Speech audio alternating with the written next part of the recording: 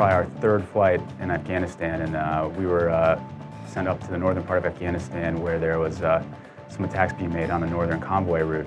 The Air Force sent in some A-10s to cover some of our Army guys that were down on the ground that were under fire. And then all of a sudden, we hear an A-10 pilot on the radio call up and ask for some gas, and we were there able to give it to him.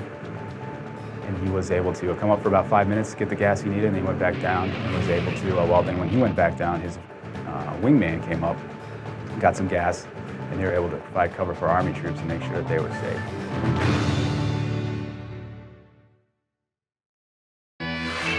We were flying, we're about 6 hours into our mission, and we got a call for direct support for 2 F-15 fighters. The weather was pretty bad, so there weren't any other fighters in the area, and none were able to take off to support them. There was a convoy on the ground.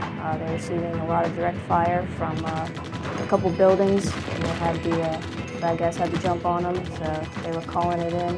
We proceeded to the area. We had to take gas from another KC-10 to be able to support them for the couple hours that they were going to be covering the ground troops.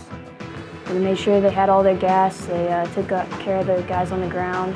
On our way home, we proceeded to hit another KC-10, which gave us the fuel that we needed to make it home.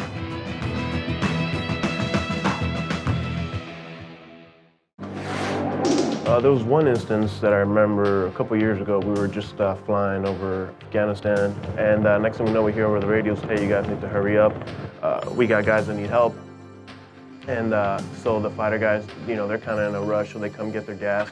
And they leave, and then I go up front, and I remember sitting in my seat in the cockpit, and I look down to the ground, and I see explosions going off, and I'm like, what's going on? And my pilot says, those were the bombs from the guys that we just refueled.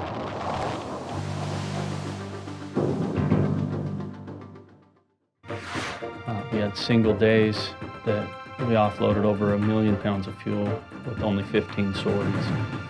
Some pretty amazing numbers, and what that does, that provides an opportunity for combat aircraft to stay in the air to support the warfighter on the ground. And oftentimes in the dining hall, you have guys coming in and they thank us for the things we were doing for keeping those aircraft in the air.